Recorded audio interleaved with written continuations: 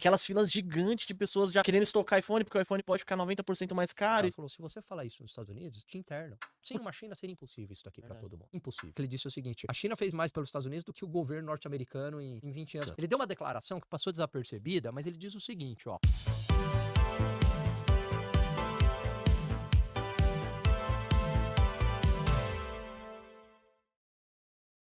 O principal assunto que hoje em dia, que eu acho que eu vejo você falando, é sobre o tarifaço do Trump, Tarifaço, né? O que impacta na gente aqui e o que vai impactar no mundo, né? Porque a gente tá falando da maior economia do mundo, né? Os Estados Unidos brigando com a China ali, não sabe o que ele quer. Aí você pensa, você fala, meu, os Estados Unidos ele não tem a capacidade de produzir. A China, né? A gente já viu até corrida do pessoal comprando iPhone, aquelas filas gigantes de pessoas já querendo estocar iPhone, porque o iPhone pode ficar 90% mais caro e tal, aquela confusão toda. E a gente, como a gente fica aqui e o que acontece com o mundo, hein? Eu acho que é legal a gente entender de uma maneira assim muito rápida e muito sucinta o que o Trump quer, porque tem muitas hipóteses, eu até escrevi um artigo, Luan, sobre isso, levantando várias hipóteses, sem entrar no mérito, tá? Só tentando entender a cabeça do Trump, produzir um vídeo também sobre isso, tanto o artigo quanto o vídeo foram muito bem, o vídeo tá na Jovem Pan, no Instagram da Jovem Pan, tá no meu Instagram também, Alan Gani. Todo presidente norte-americano, e o Trump não é diferente, eles têm uma preocupação em relação à dependência com a China.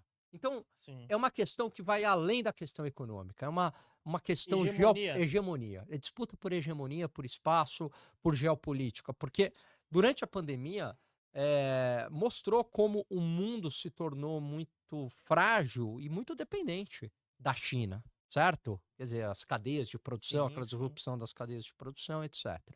Então, o Trump tem essa preocupação, inclusive, o secretário do Tesouro, o Scott Bessent, ele deu uma declaração que passou desapercebida, mas ele diz o seguinte, ó, abre aspas, Donald Trump vê a guerra tarifária, as tarifas protecionistas, etc., muito além da questão econômica. É um ecossistema que envolve economia, política social e geopolítica. Ele fala isso. Ele está falando. O secretário do Tesouro está avisando.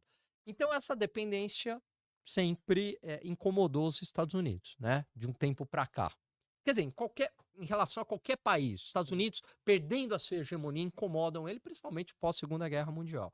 Agora, você vai falar o seguinte, mas foram os Estados Unidos que incentivaram isso. Foram os Estados Unidos que incentivaram o comércio global e o dólar como a reserva mundial, a reserva global, a moeda internacional. Isso veio desde Bretton Woods, certo?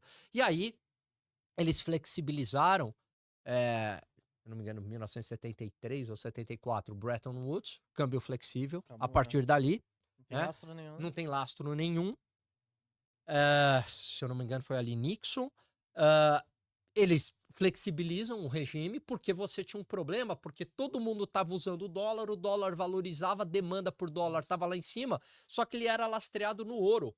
Então, como é que você vai fazer uma coisa, né? Que ele está lastreado no ouro, o ouro tem ali uma quantidade fixa e o dólar valorizando. Então, ou eu acabava com o padrão, esse padrão dólar-ouro, ou eu tinha que desacelerar a economia mundial. O que os Estados Unidos optaram? Vamos acabar com o padrão ouro.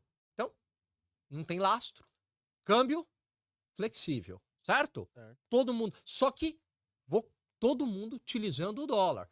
Por quê? Porque se você tem a reserva de valor, você tem uma baita vantagem. Sim, certo? Você já tá contando. Você tem uma baita vantagem. Qual que era a vantagem? O mundo empresta dinheiro para os Estados Unidos. Então, por isso que os Estados Unidos, em certa medida, se você pega o Ronald Reagan aí, junto com a Margaret Thatcher, incentivam o comércio internacional, quer dizer, voltam com toda aquela ideia liberal, por isso que o pessoal fala neoliberalismo, né? Então, volta com a ideia liberal lá de trás.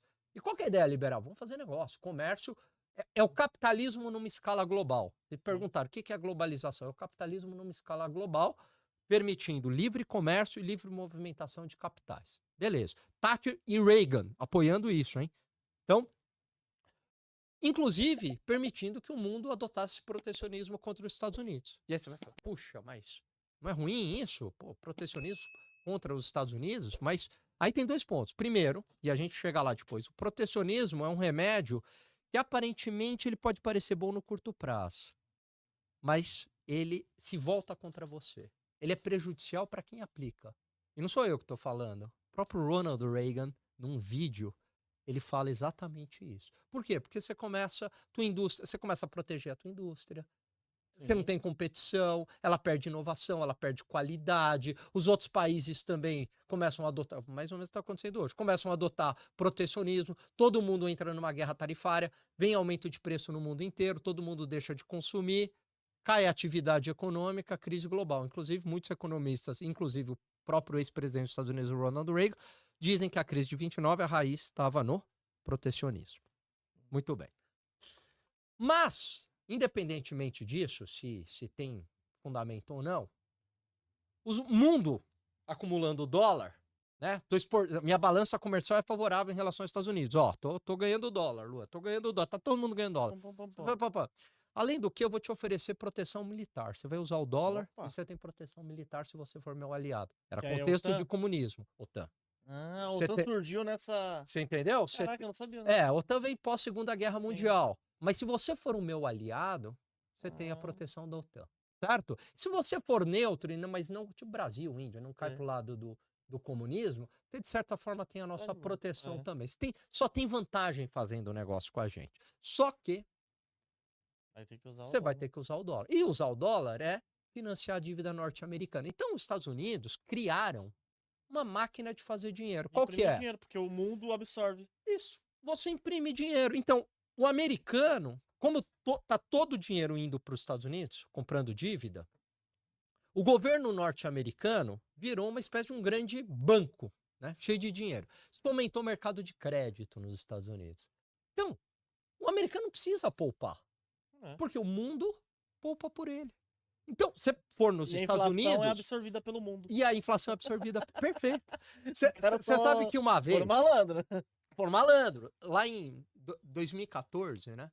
Eu passei um mês assim eu tenho família nos Estados Unidos, enfim, dei aula lá e tal. E aí, um tio egípcio naturalizado americano. Aí eu falei, pô, eu vou pagar isso à vista. Eu passei um mês com ele. Pô, vou pagar isso à vista e tal. Ele falou, mas por quê? Eu falei, não, porque eu não gosto de pagar financiado. Ele falou, se você falar isso nos Estados Unidos, te internam. Porque ninguém vê sentido em pagar à vista lá, porque os juros é muito baixo. Então, todo mundo financia carro e financia casa. Mas por quê? Porque tem muito recurso. O mundo empresta dinheiro para os Estados Unidos. Então, mercado de crédito abundante, com taxas de juros baratas. Isso permitiu também subsidiar empresas. Né? Tá certo? E permitiu que o governo norte-americano, com esse dinheiro, financiasse todas as suas operações militares mundo afora. Tem base militar americana no mundo inteiro. Com o dinheiro dos outros. Olha que coisa maravilhosa. Evidentemente que a dívida começa crescendo. Né? Mas como eles têm muita credibilidade, não tem problema, todo mundo continua. A dívida cresce, mas todo mundo continua emprestando dinheiro para os Estados Unidos. Tem o sacrifício de você ter que poupar. Quando a gente fala em déficit em transações correntes, não tem nada a ver com protecionismo. Déficit em transações correntes, matematicamente, quem estuda economia aí, identidade econômica, se você isolar os termos da equação, Y é o PIB. É igual, vou falar para simplificar, déficit, balança comercial, tá? Y é igual a C, consumo mais investimento, mais gasto do governo, mais exportação líquida. Exportação menos importação. Se você isolar exportação menos importação e jogar todo mundo para o outro lado da equação, vai ficar PIB menos consumo, menos investimento, menos gasto do governo. Se eu tenho um déficit na balança comercial, importação maior que a exportação, significa que o consumo, investimento e gasto do governo está sendo superior ao PIB. Tá certo? Certo. Como é que isso é possível? Como é que um país está gastando mais do que ele produz? Porque o mundo está... O mundo tá bancando. Entendeu? Olha que coisa. Ou de outra maneira, que é a mesma coisa. O investimento é maior que a poupança interna. Como é que o investimento é maior que a poupança interna? Porque a poupança externa que está financiando. Muito bem. E além do que, aí em 2001, isso se intensifica com Clinton. Pô, tem uma tal de China aí que é muito barata. Manda as empresas para a China. Ele mesmo Ele mandou. capitalizou. Isso. Manda as empresas para a China. E aí você vai falar, nossa, e aí eu discordo quando o Trump fala assim, nós fomos roubados. Não, você criou um sistema que você você mesmo. beneficiou, os americanos se beneficiaram, né? A classe média norte-americana com o mercado de crédito se beneficiou. E aí quando você manda a tua empresa para a China, as suas empresas, as empresas norte-americanas lucraram horrores. Apple, Nvidia, qualquer uma aí que você pegar, com operações na China, certo? Sim. Então elas lucraram um absurdo, por quê? Porque elas venderam a rodo com custo de produção Então, baratíssimo. baratíssimo. E isso permitiu que o americano, não só o americano, o mundo, O certo? mundo todo tem um... Tivesse acesso a produtos baratos. Sem uma China seria impossível isso daqui para Verdade. todo mundo. Impossível. Só que aí tem um problema. O que eles não imaginavam. A China virou uma superpotência. É aí que eles não imaginavam onde isso ia dar. Quer dizer, porque com esse modelo, a China se enriqueceu. Porque ela começou. Era pobre. A renda per capita da China ainda é muito menor que a americana. Mas comparativamente ao passado, a China era muito pobre. A China, com esse modelo, começou a vender para o mundo. Vender para o mundo, vender para o mundo. Para as empresas que estavam lá, lucros altíssimos. Empresas estrangeiras, americanas. Absorveu todo o choque inflacionário mundial. Eu vi um tweet que foi muito bom de um economista americano que ele disse o seguinte: a China fez mais pelos Estados Unidos do que o governo norte-americano em 20 anos com essa produção mega barata. Então, assim, eletrônicos no mundo inteiro barato, tudo muito barato, celular barato. Só que isso também trouxe benefício para a China, que é o benefício da globalização, Luan. Todo mundo ganha nisso daí, né? Só que aí a China enriqueceu. Com o enriquecimento da China, o que aconteceu?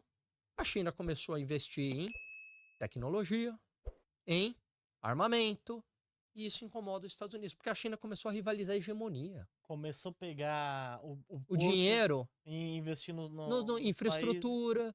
E aí você fala assim, putz, aquele modelo que a gente incentivou e que a China era ótima para a gente, porque comprava, porque nos financiava, porque o dinheiro do superávit chinês, da exportação menos importação, vinha para onde? Vinha para financiar a dívida norte-americana. A China é credora dos Estados Unidos. Vinha para financiar a dívida norte-americana. E aquela mega produção barata que beneficiou o consumidor norte-americano e que beneficiou o lucro das empresas norte-americanas, só que agora virou um problema. Por quê? Porque a China se tornou com esse dinheiro, eles se tornaram com esse modelo, eles se tornaram uma superpotência.